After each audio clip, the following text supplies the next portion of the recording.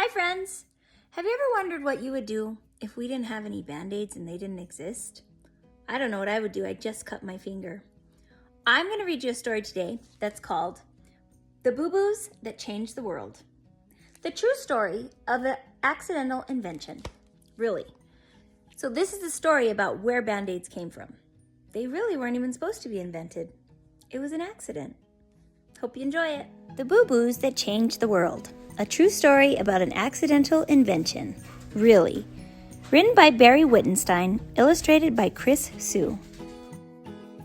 Once upon a time, in 1917 actually, a cotton buyer named Earl Dixon married his beloved Josephine, and they lived happily ever after. The end.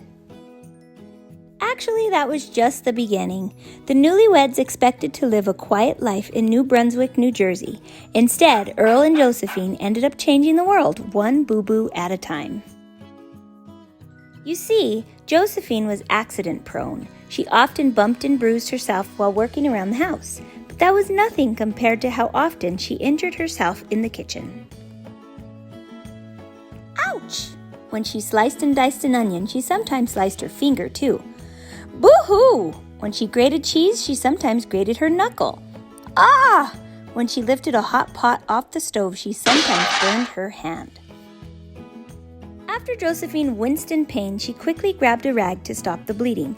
But with bulky towels between her fingers, it was even harder for Josephine to hold the knife. She became even more accident-prone. Impossible, you say? It's true. Josephine's klutziness had become a bloody problem. Every night when Earl came home from work, he looked forward to talking with Josephine and eating the wonderful meal she had prepared. That was until he saw his beloved's hands. Yikes! Her cuts might get infected. He had to help his new bride. Earl's father was a doctor, so Earl knew a little bit about boo-boos and bandages, and luckily he worked for a company that manufactured hospital supplies. Earl knew there had to be a solution, but what was it? Earl thought while he shaved in the morning. Earl thought when he bought cotton in the afternoon. Then I could. And Earl thought some more while he lay in bed at night. And that would solve. Finally, a light bulb went off over his head. I've got it! Earl yelled with excitement, waking up Josephine. What have you got? She asked. The bloody solution, of course, Earl replied. The next morning, Earl tried out his idea. Step 1. He took a long piece of adhesive tape and laid it on the kitchen table, sticky side up. Step 2. Earl cut small squares of sterile gauze and stuck them on the tape every few inches. Step 3. He placed a material called crinoline on top of the adhesive tape to keep the whole strip sterile. It's perfect, Earl said proudly. Now all Josephine had to do was cut off a piece of the longer strip and put it on. She didn't need anybody's help. She needed only one hand. It worked. At last, they lived happily ever after. The end. But wait! Here comes the part about how Earl and Josephine changed the whole world. Earl guessed there were probably hundreds, possibly even thousands of people who could benefit from his new invention. Earl and Josephine thought about making the bandages themselves, but they soon realized it was too big a job. Earl told one of his co-workers about it, and the co-worker encouraged Earl to meet with the company's president. At first, Earl's boss, James Johnson, wasn't quite sure Earl's idea was good enough. Earl demonstrated how easy it was to put the bandage on. Then Mr. Johnson saw his own light bulb. The company agreed to produce and sell the product.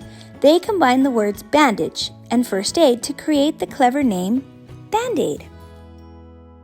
Now Earl and Josephine would surely live happily ever after because Band-Aids were guaranteed to be an instant success. And with that, we have to come to the end. Thank you and good night. Oops, not yet. Sorry.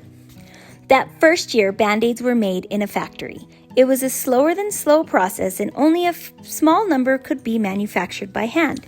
They came rolled up and were 18 ridiculous inches long and 3 ridiculous inches wide. And they still had to be cut into pieces. Earl, Josephine, and Mr. Johnson had high expectations, but the Band-Aid boxes collected dust, ignored and unwanted. A few years later, the company invented a machine that would mass produce thousands of the bandages.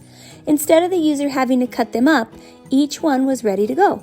Band-Aids were now about 3 inches long and 1 inch wide, and they were cute too. Each one had a little red string to pull in order to open the paper wrapper. Success! Band-Aids flew off the shelves. The end. Not really. Unfortunately, even with the cute red string and the convenient size, the public wasn't sold on the idea. Mr. Johnson knew there had to be a solution. What happened next was truly a stroke of genius. The company decided to give the Band-Aids away. Mr. Johnson wondered who needed self-adhesive bandages the most. And then that light bulb went off again. The Boy Scouts, of course. All those fall down, climb up, scratched elbows, scraped knees, boys got plenty of cuts. It didn't take long before the mothers of those rough and tumble boys saw how handy the little bandages were. That did it. Earl and Josephine's invention was a smash. During World War II, the company sent millions of free Band-Aids to the brave soldiers fighting overseas. In the years that followed, Band-Aids were made in different sizes, colors, and designs. Some even had pictures of cartoon characters on them. And that continues to this day all over the world. From boisterous hot dog vendors in Brooklyn, fancy French winemakers, tired taxi drivers in Denmark, and English bobbies on bicycles to daredevil skateboarders in Saskatchewan, king crab fishermen in Alaska, sweaty Ugandan soccer players, and applauding audiences at the Bolshoi Theater in Moscow, the sounds of ah, wah, and ouch echo still, but not for long. Because soon, those snivels and sobs of pain are silenced by Earl and Josephine's accidental boo-boo invention, and that is the happiest ending of all. The end. Really.